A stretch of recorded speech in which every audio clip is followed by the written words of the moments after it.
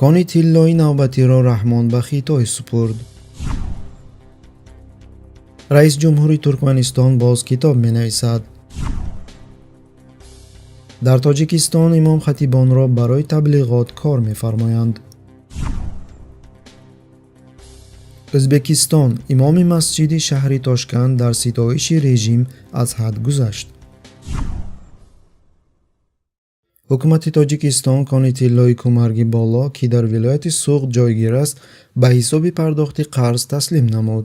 бо корҳои истихроҷи тилло ширкати хитоӣ ТБА машғул хоҳад шуд. чӣ тавре ки EA Daily 16 апрел иттилоъ дод, пештар ширкати мазкур барои истихроҷи конҳои тиллоӣ ва конҳои ангишт дар Дуобаи Шарқӣ санадҳои иҷозатӣ дастрас карда буд. ёдрас мекунем, ки ширкати ТБА ягона ширкати хитоӣ нест, ки дар Тоҷикистон бо истихроҷи конҳои тилло машғул мебошад. ғайр аз ин, аксарияти ширкатҳои истихроҷи конҳои тилло дар Тоҷикистон хориҷианд. масалан, конҳои Тарор, Ҷилав, Чоре ва Зарафшон аз тарафи ширкати Zijin Mining, кони Pakрud бошад аз тарафи China Non-Ferrous Gold Limited коркард карда мешавад. аз ҳама кони тиллои бузург дар Тоҷикистон ширкати муштараки Зарафшон буда 70% коркарди аксарияти конҳои тиллоӣ рост меояд. кони мазкур бар ӯҳдаи ширкати Zijin Mining Group Company Limited мебошад, ки 75% саҳмияҳои он ба хитоиҳо мутааллиқ аст. ёдрас мекунем, ки режими секуляристии фасодзадаи Раҳмон мунтазам мулки мардумро ба хитоиҳо медиҳад. дар ин ҷо на танҳо бойгариҳои зеризаминӣ, балки минтақаҳои калон низ дохил мешавад. масалан, соли 2013 ба Хитой замини Тоҷикистон ба масоҳати 1158 километри мураббаъ супурда шуд. ёдоварӣ бояд кард, ки тибқи ислом ҳамаи намуди бойгариҳои зеризаминӣ бояд байни шаҳрвандони давлат баробар тақсим шавад. қонуни мазкур аз ҳадиси паёмбар саллаллоҳу алайҳи васаллам гирифта шудааст. мусулмонон дар се чиз об, чарогоҳҳо ва оташ шариканд. чӣ тавре ки оҷонсии иттилоъоти Фарғона такя ба сомонаи Туркменпортал иттилоъ медиҳад, раис ҷумҳури Туркманистон Қурбонгулӣ Бердимуҳамедов ба навиштани китоби навбатӣ шурӯъ намуд. Бердимуҳамедов бинои Аспдавонии Ахалтекинро зиёрат намуд ва тибқи одати худ ба навиштани асари бадиӣ нишаст. дар бораи ситоиши фасли баҳор, табиати Туркманистон, аспҳои зотӣ шеър навишт. инчунин барои эҷод намудани китоби нав оиди урфу одат, таърихи бои аспҳо ва хислатҳои одатии замини Туркманистон шурӯъ намуд. дар эҷодиёти худ Бердимуҳамедов таърихи кишварро роҳи абрешим, ки дар қадим аз минтақаҳои Туркманистон мегузашт, қайд намудааст, менависад Туркменпортал. дар тӯли 10 соли ҳукмронии Бердимуҳамедов 42 китоб зери таҳти имзои раис ҷумҳури Туркманистон нашр шудааст. баромади ҳар як нашрияи ӯ аз тарафи телевизиони давлатӣ васеъ рӯшноӣ карда мешавад. пешкаш намудани ҳар як нашрия дар давоми як сол чандин маротиба гузаронида мешавад. асари охирини Бердимуҳамедов бо номи Омӯзиши Аркадағ, асоси тандурустӣ ва рӯҳбаландӣ моҳи марти соли ҷорӣ ба хонандагон тақдим карда шуд. нашрияи мазкурро худи Бердимуҳамедов дар маҷлиси ҳукумат тақдим намуд ва як нусхагӣ ба вазирон тақсим кард.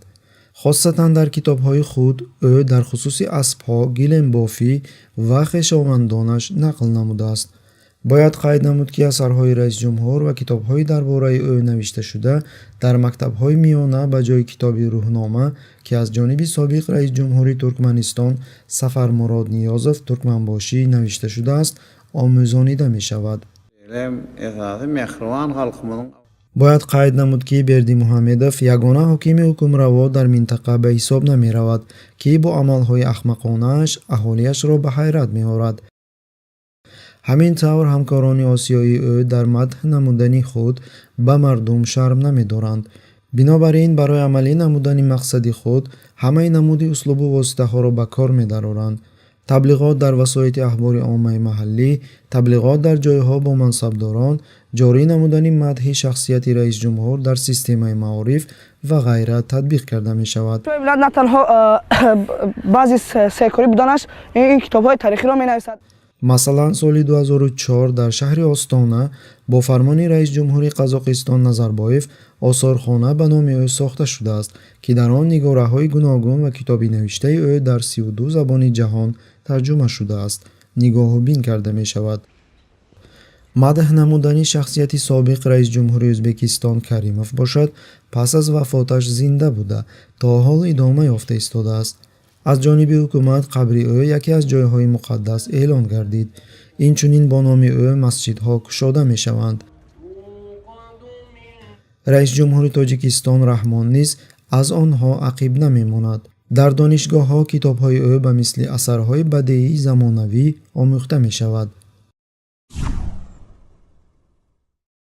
имом хатибони Тоҷикистонро маҷбур намуданд, ки дар байни ҷавонон оиди хизмати ҳарбӣ таблиғот гузаронанд. чӣ тавре ки дар ҳамсӯҳбат бо Радиои Озодӣ имом хатиби масҷиди ҷомеи шаҳри Ҳисор Шарофиддин Фозилов нақл намуд, якчанд имомон якҷоя бо гурӯҳи намояндагони комиссарияти ҳарбӣ ва шӯрои хоҷагиҳо ба манзили истиқоматии довталабон рафта оиди ҳатмӣ будани хизмати ҳарбӣ таблиғот гузарониданд. мо дар хусуси ватанпарварӣ, дӯстдории ватан, сулҳу осоиштагӣ дар кишварамон ва дар минтақа ҳарф мезанем. инчунин нақл мекунем, ки артиш ин мактаби зиндагист ва дар он ҷо ҳар як шаҳрванд вазифаи конститутсионии худро ба ҷо меорад ва эҳтироми мардумеро, ки ба он мансуб мебошад, бартарӣ медиҳад.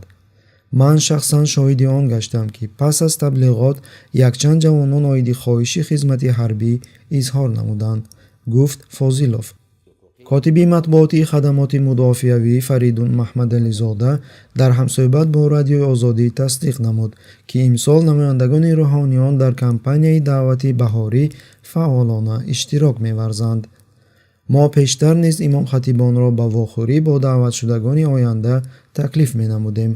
онҳо таблиғот мегузаронданд ва аз пайи корҳояшон мерафтанд, вале имсол бошад имом хатибон якҷоя бо гурӯҳи намояндагони комиссарияти ҳарбӣ ва шӯрои хоҷагиҳо ба манзили истиқоматии довталабон рафта оиди ҳатмӣ будани хизмати ҳарбӣ таблиғот мегузаронанд, изҳор намуд ӯ. коршиносон қайд мекунанд, ки ба расмӣ будани режими секуляристӣ ва муборизаи шадид бурдани алайҳи ҳамаи намуди зоҳир шудани ислом дар ҳаёт нигоҳ накарда, ҳукумат доим намояндагони рӯҳониони мутеъ бударо барои пайдо намудани афкори омма ва амалӣ гардонидани масъалаҳои сиёсии таъин гардида ҷалб менамояд. масалан, имом хатибон дар барҳам додани ҳизби наҳзати исломии Тоҷикистон барои таблиғот кор фармуда шуданд. дар қабул гардидани ислоҳот дар қонуни оид ба танзим даровардани расму оин ва анъанаҳои динӣ, инчунин дар таблиғот оиди рад намудани пӯшидани ҳиҷоб бар ивази либоси миллӣ ва ғайра кор фармуда шуданд. алоҳида бояд қайд намуд, ки имрӯз минбарҳои масоҷид ба карнаи асосии режим табдил ёфтааст, ки аз он ҳар ҳафта хатибони тобеъ будаи ҳукумат ба ҷое ки дар хусуси ҳолатҳои динӣ ваъз гӯянд, таблиғот ва пазируфтани режими ҳукмравоии имрӯзаро ҳамаҷониба дастгирӣ менамоянд. дар Ӯзбекистон имоми масҷиди шаҳри Тошканд Шермурод Тоғай аз вазифааш барканор шуд.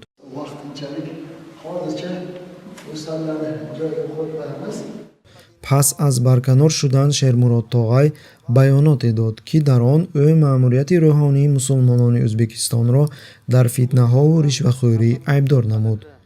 худи Шермурод Тоғай бошад бо баромадҳои ахмақона ва бо дастгирии режими сиёсии Ӯзбекистон машҳур мебошад. bugungi kunda yurtimizda juda ham katta bir islohotlar, o'zgarishlar bo'lyapti yurtboshimiz tomonidan. масалан, соли 2017 ӯ таклиф намуд, ки нисбати аъзоҳои гурӯҳҳои гуногуни исломӣ ҳукми қатл ворид карда шавад. Yurtboshimizni sa'y harakatlari, g'ayratlari. инчунин имоми мазкур бо шеърҳои худ нисбати раис ҷумҳур Шавкат Мирзиёев машҳур аст. мушоҳидон қайд мекунанд, ки ҳарчанд Шермурод Тоғай сиёсати ҳукумати Ӯзбекистонро дастгирӣ намояд ҳам, ба маъмурияти рӯҳонӣ баромадҳои лаганбардории ӯ таъсир нагузошт. баръакс, аз ҳад зиёд чоплусии ӯро ҳамчун хатар барои худ донистаанд. дар натиҷа имоми тамаллуқи аз ҳад гузашта бо ғавғо барканор карда шуд. beni rahbariyat chaqirib vaqtincha